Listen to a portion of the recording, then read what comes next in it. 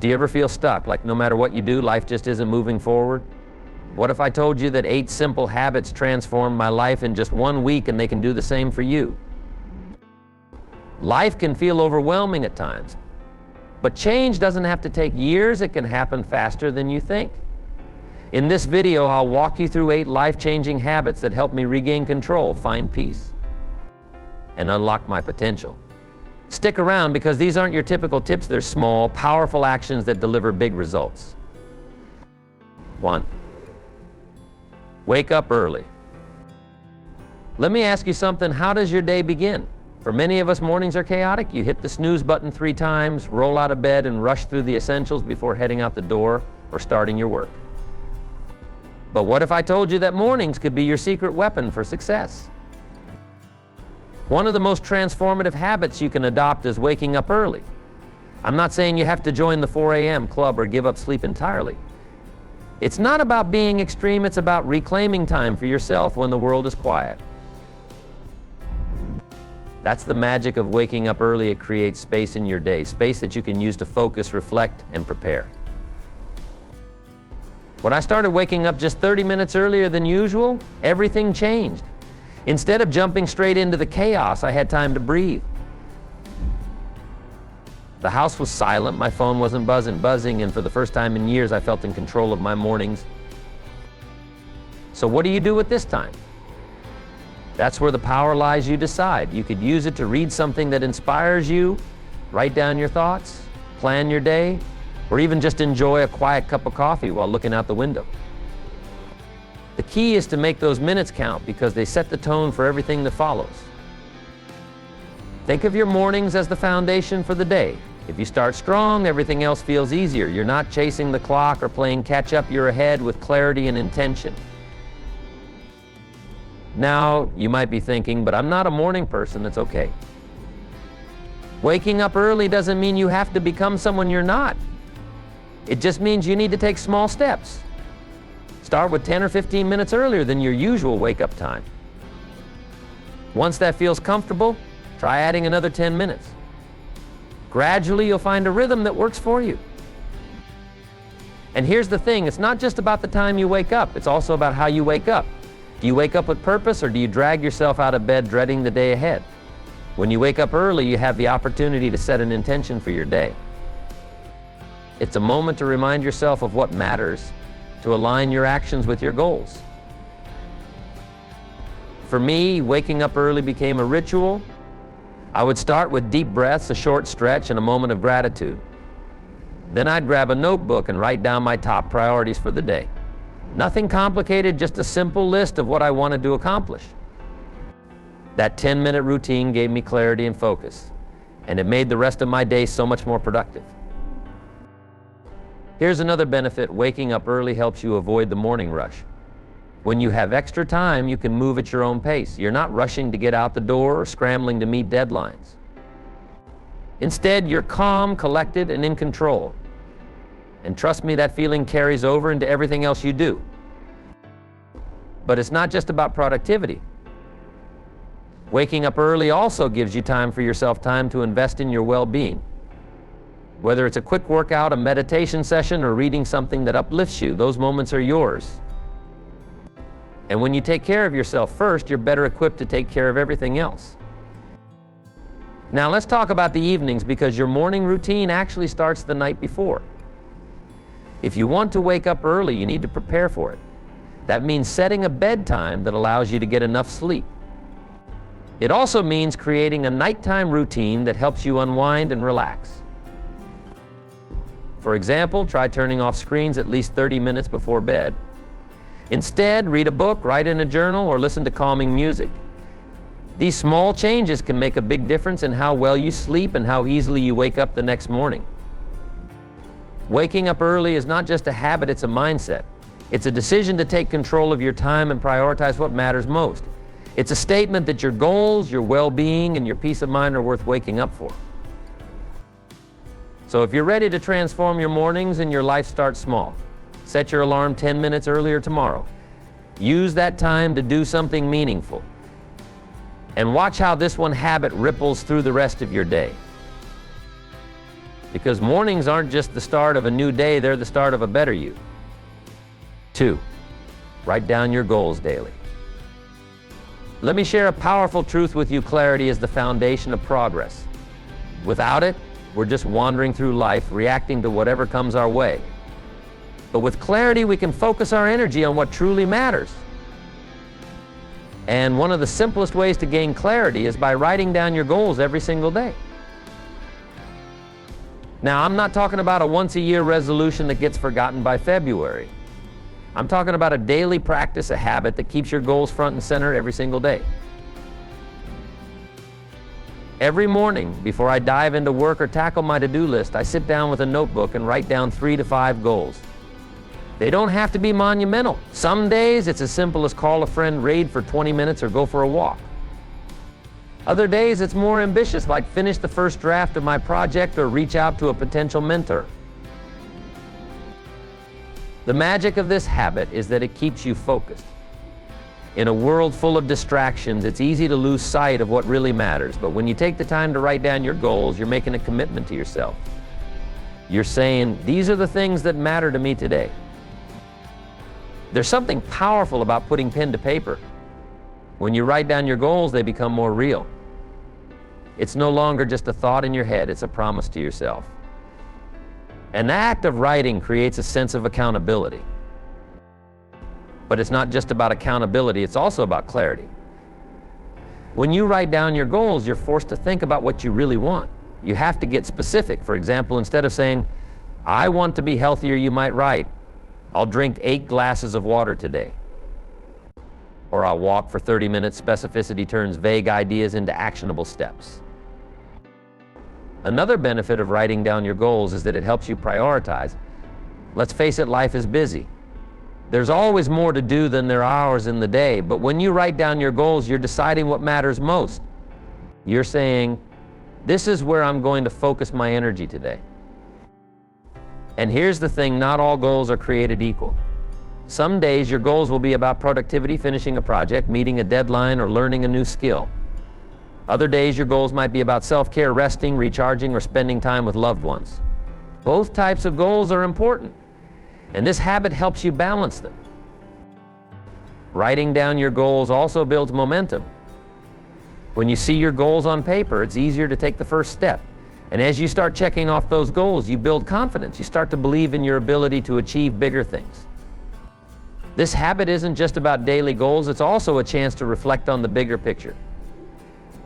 As you write down your goals each day, you'll start to notice patterns. You'll see what's working and what's not. You'll gain insights into what truly matters to you. Over time, this habit becomes more than just a task, it becomes a practice of self-discovery. You start to understand yourself better. You see where you're growing, where you're struggling, and where you want to go next. Now, you might be thinking, I don't have time for this, but here's the truth, it takes less than 5 minutes. And those 5 minutes can change the trajectory of your day and your life. So grab a notebook or even a scrap of paper. Start tomorrow morning, write down 3 to 5 goals for the day. They don't have to be perfect or profound, they just have to matter to you. And as you do this day after day, you'll notice something incredible. You'll feel more focused, more intentional, and more in control. You'll start achieving things you once thought were out of reach. And you'll look back and realize that this simple habit was the catalyst for it all. Because when you take the time to write down your goals, you're not just planning your day, you're designing your life. 3, limit screen time. Let's talk about a habit that's quietly stealing our time, focus, and even our happiness. Unlimited screen time. Be honest with yourself. How often do you find yourself lost in a rabbit hole of scrolling, watching, and clicking? One video turns into 10. A quick social media check somehow becomes an hour. It's something we're all guilty of, and it's slowly taking over our lives without us even noticing. That's why one of the most impactful habits you can adopt is setting boundaries around your screen time. This isn't about giving up your devices or going completely off the grid. Technology is a part of modern life, and it's here to stay. But the key is to control how you use it rather than letting it control you. Let me share a little experiment I tried. For 1 week, I decided to limit my screen time in 3 specific ways. First, I reduced social media to just 30 minutes a day. Second, I made a rule no screens during meals. Third, I avoided all screens for at least an hour before bed. The results: life-changing. Here's what I noticed immediately: I was more present. Conversations with family and friends felt richer because I wasn't distracted by my phone. I started to notice the little things around me: the sound of birds outside, the colors of the sunset, even the taste of my food. These were moments I'd been missing because I was too busy staring at a screen. Another unexpected benefit was the time I got back. Cutting down on screen time opened up hours in my day, hours I could use to read, exercise, or pick up hobbies I'd been neglecting. I even started journaling, a practice that helped me reflect on my day and plan for tomorrow. And let's talk about sleep. If you've ever gone to bed after staring at your phone or laptop, you know how hard it can be to unwind. The blue light from screens messes with your body's natural rhythm, making it harder to fall asleep. When I stopped using screens an hour before bed, my sleep improved almost immediately. I fell asleep faster, stayed asleep longer, and woke up feeling more refreshed. But here's the thing: limiting screen time isn't easy. It takes discipline. Our devices are designed to be addictive. Social media platforms, streaming services, and even news apps are built to keep you engaged for as long as possible. So you have to be intentional about setting boundaries. Start small. You don't have to overhaul your habits overnight. Maybe you begin by setting a timer when you open a social media app, or you commit to putting your phone in another room during meals. Gradually, as these small changes become habits, you can take bigger steps, like implementing a no-screen rule before bedtime or designating certain hours of the day as tech-free. Now let's talk about why this habit matters so much. It's not just about reclaiming your time, it's about reclaiming your mind. Every time you check your phone, you're interrupting your focus. You're training your brain to crave constant stimulation, which makes it harder to concentrate on important tasks.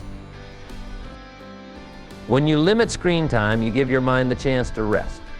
You allow yourself to be fully present in the moment, whether that's during a conversation, a meal, or even a walk outside.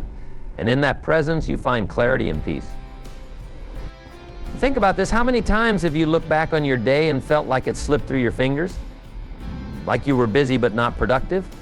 Like you were connected but not truly engaged? That's the trap of unlimited screen time. It fills your day with noise, but it leaves you feeling empty. By setting boundaries, you flip the script. You take control of your time, your focus, and your attention. You create space for what really matters: your relationships, your health, your goals, and your happiness. Remember, this isn't about rejecting technology. It's about using it intentionally. It's about deciding when and how you'll engage with your devices instead of letting them dictate your life. So here's my challenge to you: try it for 1 week. Pick 1 or 2 small ways to limit your screen time. Maybe it's turning off notifications for non-essential apps. Maybe it's setting a timer when you open social media. Or maybe it's creating a tech-free zone in your home, like the dining table or bedroom. Whatever you choose, stick with it for 7 days. Notice how it makes you feel. Notice the time you get back, the clarity you gain, and the connections you deepen. And if you're like me, you'll find that this one habit has the power to transform not just your day, but your entire outlook on life. 4. Practice gratitude daily. Gratitude? It's a word we hear often, but how many of us truly understand its power? More importantly, how many of us actively practice it every day? Let me tell you something: gratitude isn't just a feel-good exercise. It's a mindset, a habit, and a tool that can completely transform your life. A few months ago, I decided to try something new. Every evening before bed, I would write down 3 things I was grateful for. They didn't have to be big or profound. Some days it was as simple as the warmth of the sun on my face, a kind word from a friend, or even a delicious meal. Other days it was about bigger moments: achieving a goal, spending time with loved ones, or overcoming a challenge. At first it felt a little strange. It's easy to take the good things in life for granted, especially the small ones. But the more I practiced this habit, the more I realized something incredible: gratitude shifts your focus. You see, our minds naturally gravitate toward problems. It's a survival instinct. We're wired to look for threats and fixate on what's wrong. But this constant focus on negativity can leave us feeling stressed, anxious, and overwhelmed. Gratitude changes that. It's like a lens that helps you see the good in your life, even when things are tough. Here's what I noticed after just 1 week of practicing gratitude. I felt lighter, happier, more grounded. Instead of dwelling on what I didn't have or what went wrong, I started noticing what was going right. I started appreciating the little moments that used to pass me by unnoticed. And here's the beautiful thing about gratitude: it doesn't ignore challenges. It doesn't pretend that life is perfect or that problems don't exist. Instead, it gives you the strength to face those challenges with a positive mindset. It reminds you that even in the hardest times, there's something to be thankful for. For example, imagine you're having a rough day. Everything seems to be going wrong and you feel like giving up. But then you sit down and write your gratitude list. Maybe it's as simple as: I'm grateful for the roof over my head, the meal I had today, and the support of my family. Those small reminders shift your perspective. They don't erase your problems, but they help you see that there's still good in your life, and that gives you the resilience to keep going.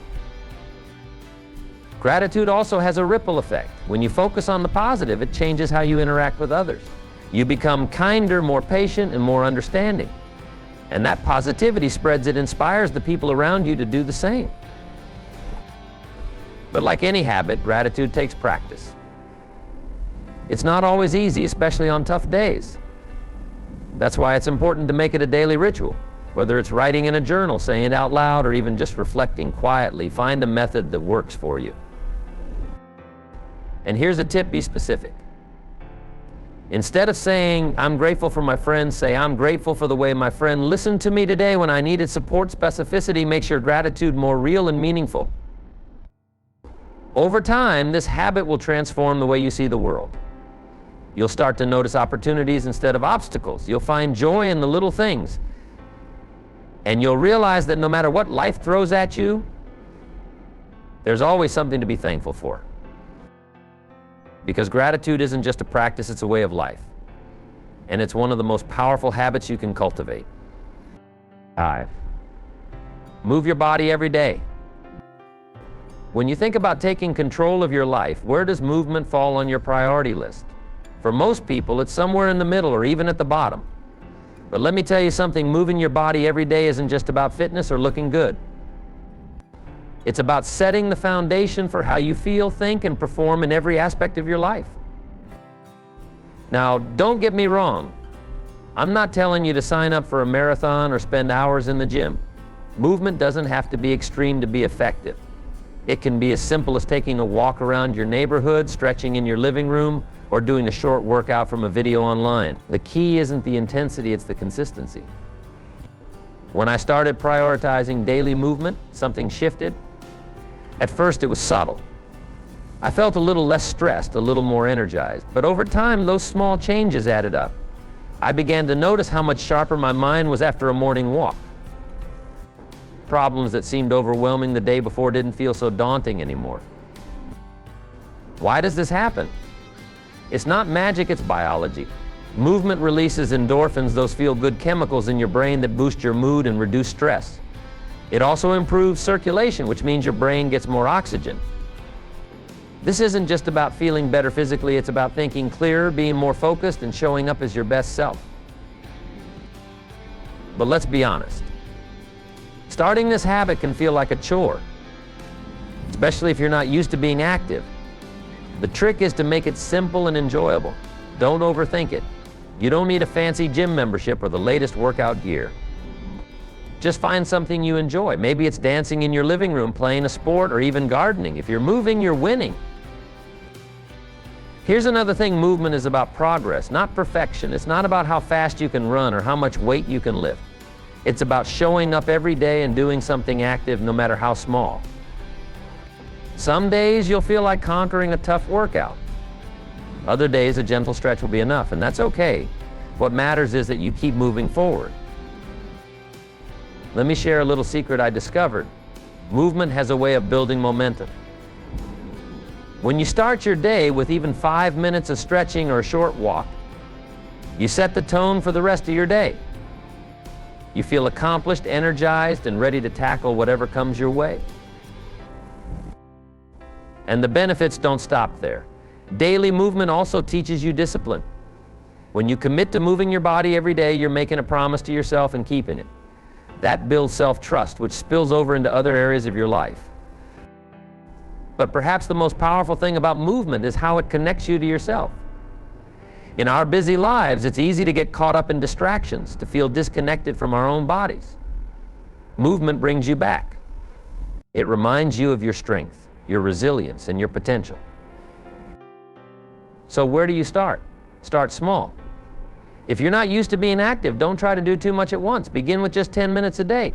Go for a walk, do some stretches, or try a beginner workout video. As you build consistency, you can gradually increase the time or intensity. Make it a non-negotiable part of your day, like brushing your teeth or eating a meal. Put it on your schedule and treat it as a priority. And remember, it's not about being perfect. It's about showing up day after day and making the effort. Because here's the truth, when you move your body every day, you're not just improving your physical health. You're improving your mental clarity, your emotional resilience, and your overall quality of life. You're giving yourself the energy and focus to achieve your goals and live the life you truly want. And isn't that worth a little movement? 6, simplify your environment. Let's talk about your environment, the space where you live, work, and spend most of your time. Have you ever noticed how a cluttered room makes you feel overwhelmed or anxious? Or how a clean, organized space seems to give you a sense of peace and clarity? That's not a coincidence. Your environment plays a huge role in how you think, feel, and act. When your space is messy and cluttered, it's like there's a constant background noise in your mind. It's distracting, stressful, and makes it harder to focus on what really matters. I learned this lesson firsthand when I decided to simplify my environment. One afternoon, I took a hard look at my workspace. My desk was piled high with papers, pens, and random items I hadn't touched in months. It was no wonder I felt distracted every time I sat down to work. So I started small. I cleared everything off my desk except for the essentials: my laptop, a notebook, and a pen. The rest went into drawers, storage, or the trash. And let me tell you, the difference was immediate. My desk felt lighter, and so did my mind. But I didn't stop there. Over the next few days, I tackled other areas of my home: my closet, my kitchen, even my living room. I got rid of anything I didn't use, need, or love. Clothes I hadn't worn in years, gadgets collecting dust, even decorations that didn't bring me joy, they all went. The result? My space felt like a sanctuary. It was clean, organized, and calming. And that sense of calm spilled over into everything else. I could think more clearly, work more efficiently, and relax more deeply. Here's the thing: simplifying your environment isn't just about aesthetics. It's about creating a space that supports your goals and values. When you remove the physical clutter, you also clear away the mental clutter. You create room for creativity, focus, and peace. But let's be honest, decluttering can feel overwhelming, especially if you've accumulated a lot of stuff over the years. The key is to start small. Don't try to tackle your entire home in one day. Begin with one area, like your desk or a single drawer. Ask yourself 3 questions about each item.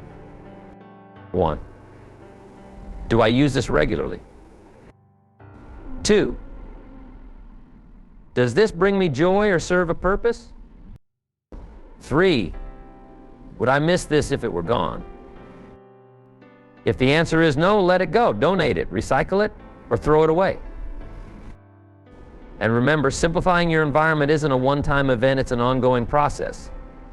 Clutter has a way of creeping back in, so make it a habit to reassess your space regularly.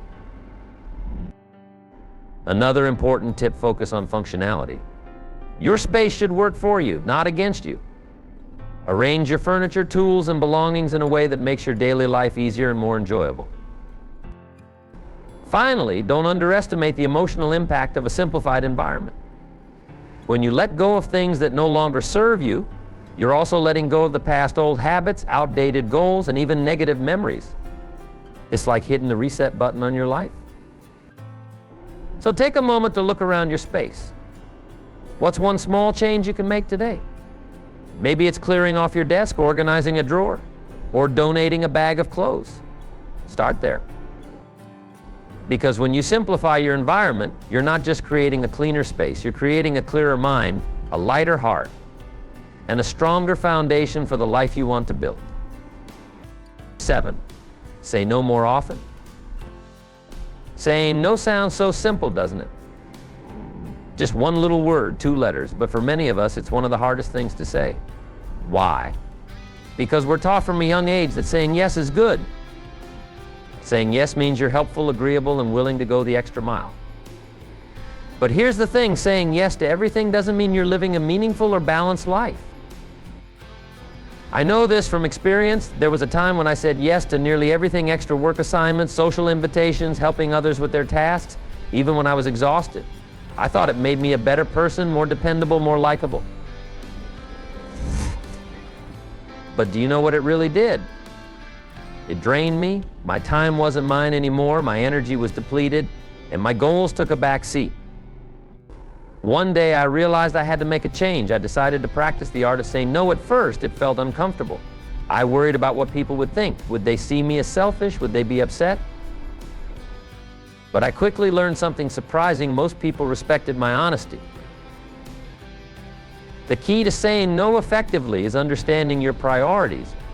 You have a limited amount of time and energy each day, so you need to protect them like precious resources. When you say yes to everything, you're saying no to the things that truly matter: your health, your family, your goals, and your peace of mind. Let me share a simple technique I started using. Before agreeing to anything, I asked myself 2 questions. 1, does this align with my priorities and values? 2, do I have the time and energy to do this without feeling overwhelmed? If the answer to either question is no, then I politely decline. I might say something like, I appreciate you asking, but I'm not able to take this on right now, or that sounds great, but I need to focus on some other commitments at the moment. And here's the magic people usually understand. Most of the time, they're not offended, they respect your boundaries. Saying no isn't about shutting people out or being rude. It's about creating space for what truly matters in your life. It's about being intentional with your time and energy. For me, the benefits were immediate. I had more time to focus on my goals, more energy for the things I truly cared about, and less stress. I felt lighter, freer, and more in control of my life. But let's be honest, saying no isn't always easy. Sometimes you'll feel guilty. Sometimes people might push back or try to convince you otherwise. That's when it's important to stand firm. Remember, every time you say yes to something you don't really want to do, you're saying no to something else, often something that's more important to you. Here's another thing I learned: saying no is a skill. The more you practice it, the easier it gets. Start with small things. Maybe it's declining a social event you don't feel like attending, or saying no to an extra task at work. Over time, you'll build confidence and find it easier to protect your boundaries. One of the most powerful lessons I've learned is this: your time and energy are finite. You can't be everything to everyone. And that's okay. Saying no doesn't mean you're selfish. It means you value yourself and your well-being. So the next time someone asks for your time or energy, pause. Take a moment to reflect on your priorities. And if it doesn't feel right, don't be afraid to say no, because every time you do, you're saying yes to the life you truly want to live. 8, reflect and adjust. Reflection might sound like a small, insignificant habit, but let me tell you, it's one of the most powerful tools for personal growth. Why? Because life isn't just about what you do, it's about what you learn from what you do. And that's where reflection comes in. Let me start by sharing a simple routine I developed. Every night before bed, I spend a few minutes reflecting on my day. I ask myself 3 questions. 1, what went well today? 2, what could I have done better? 3, what can I learn from today to make tomorrow better? This habit doesn't take much time, just 5 to 10 minutes, but the impact is profound. It gives me clarity. It helps me see patterns in my behavior, both good and bad. And most importantly, it gives me the opportunity to course correct before small mistakes become big problems. Here's the thing about reflection. It's not about beating yourself up or striving for perfection. It's about learning. Life is full of challenges and mistakes, but those mistakes are only failures if you don't learn from them. When you take the time to reflect, you turn every experience, good or bad, into a lesson. 1 week of consistent reflection taught me more about myself than months of simply going through the motions. I began to notice things I hadn't paid attention to before. For example, I realized that I was most productive in the morning, so I started scheduling my most important tasks for that time. I also noticed that I tended to procrastinate when I felt overwhelmed, so I broke my tasks into smaller, more manageable steps. Reflection also helps you celebrate your wins, no matter how small. It's easy to focus on what's going wrong, but when you take the time to acknowledge what's going right, you build confidence and motivation. But reflection isn't just about looking back, it's about looking forward. After I reflect on my day, I set an intention for the next day. Maybe it's to stay focused on a specific goal, to be more patient, or to take better care of myself. Setting an intention gives me a sense of purpose and direction. Now, you might be wondering, do I really need to do this every day? The answer is yes. Reflection is most effective when it's consistent. Think of it like brushing your teeth. It's a small daily habit that prevents bigger problems down the line. If you're new to reflection, start small. Spend just a couple of minutes each night answering the 3 questions I mentioned earlier. Write your thoughts down. If it helps, there's something powerful about putting pen to paper. And don't worry about doing it perfectly. The goal isn't to have all the answers or to fix everything overnight. The goal is to be honest with yourself and to keep moving forward, one step at a time. One of the most surprising things I discovered through reflection is how quickly small changes add up. When you make even a tiny adjustment each day, a little more focus here, a little more focus here, a little more effort there, it creates a ripple effect. Over time, those small adjustments lead to big transformations. Let me leave you with this thought: life is like a ship sailing on the ocean. Without reflection, you're like a ship without a compass, drifting wherever the wind takes you. But when you take the time to reflect and adjust, you become the captain of your own ship. You chart your course, steer around obstacles, and keep moving toward your destination. So tonight, take a few minutes to reflect on your day. What went well? What didn't? And what can you learn to make tomorrow better? Because the path to growth isn't about making huge leaps, it's about taking small, consistent steps. And those steps start with reflection. These 8 habits aren't complicated, but they're powerful. In just 1 week, they shifted my mindset, boosted my productivity, and brought a sense of peace I hadn't felt in years. Remember,